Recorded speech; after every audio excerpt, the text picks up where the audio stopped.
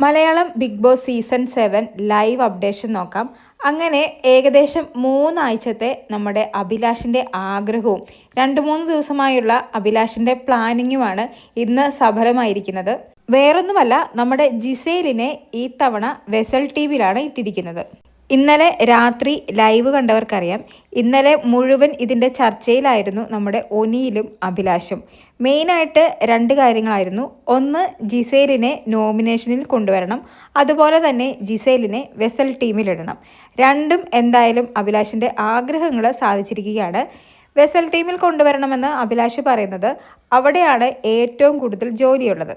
അതുകൊണ്ട് തന്നെ ജിസേലിനെ വെസൽ ടീമിലിട്ട് പണിയെടുപ്പിക്കണമെന്നുള്ളത് നമ്മുടെ അഭിലാഷിൻ്റെ വലിയൊരു ആഗ്രഹമായിരുന്നു. രണ്ടാമത്തെ ചർച്ച, വെസൽ ടീമിൽ ജിസേലിനെ ഇട്ടാൽ വെസൽ ടീമിൻ്റെ ക്യാപ്റ്റൻ ആരെ ആക്കുമെന്നായിരുന്നു. ആദ്യം ഒനിയിൽ പറഞ്ഞ സജഷൻ അഭിലാഷ് തന്നെ ക്യാപ്റ്റൻ ആകാനാണ്.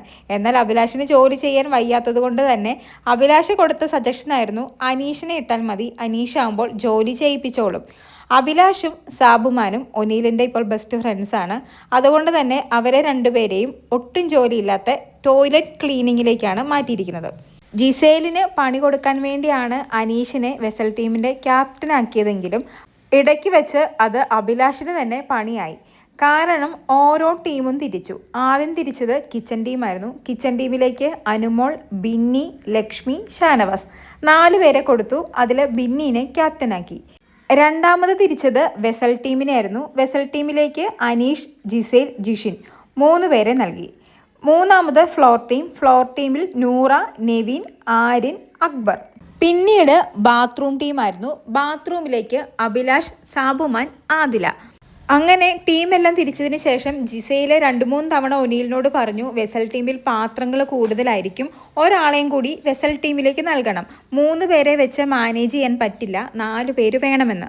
എന്നാൽ ആ സമയത്ത് ഒനീൽ പറഞ്ഞത്, നമ്മൾ ആൾക്കാർ കുറഞ്ഞുകൊണ്ടിരിക്കുകയാണ്, പണ്ടത്തെ പോലെ 4 പേരെ ഒന്നും ടീമിൽ തരാൻ പറ്റില്ല, ഞാൻ നോക്കട്ടെ, അവസാനം ടീമെല്ലാം തിരിച്ചതിന് ശേഷം നോക്കാമെന്ന് പറഞ്ഞു.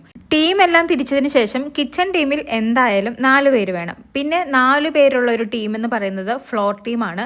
ഒനീൽ അപ്പോൾ ആര്യനിട്ട് പണി കൊടുക്കാൻ വേണ്ടി ഒനീൽ പറഞ്ഞ സജഷൻ എന്ന് പറയുന്നത് ഫ്ലോർ ടീമിൽ നിന്നും ആര്യൻ വെസൽ ടീമിനെ ഹെൽപ്പ് ചെയ്യട്ടെ. അതായത് ആര്യൻ ഫ്ലോർ ടീമിലായിരിക്കും, എന്നാൽ എന്തെങ്കിലും ഹെൽപ്പ് വേണമെങ്കിൽ ആര്യന് വെസൽ ടീമിൽ ചെയ്യാമെന്ന്. എന്തായാലും ജിസേൽ എന്തെങ്കിലും ഹെൽപ്പ് ചെയ്യാൻ വേണ്ടി ആര്യനെ വിളിക്കുമെന്നറിയാം. അതുകൊണ്ട് തന്നെയാണ് ഒനീൽ അത്തരത്തിലൊരു സജഷൻ പറഞ്ഞത്. എന്നാൽ വെസൽ ടീമിൻ്റെ ക്യാപ്റ്റൻ എന്ന നിലയിൽ അനീഷ് അവരുടെ ആ പദ്ധതി അങ്ങ് നശിപ്പിച്ചു കളഞ്ഞു. അനീഷ് പറഞ്ഞത്, ഒന്നേ ഞങ്ങൾക്ക് ഫുൾ ടൈമായിട്ട് ഒരാളെ തരിക, അല്ലാതെ ഹെൽപ്പിന് വേണ്ടി ഞങ്ങൾക്ക് ആരെയും വേണ്ടായെന്ന്.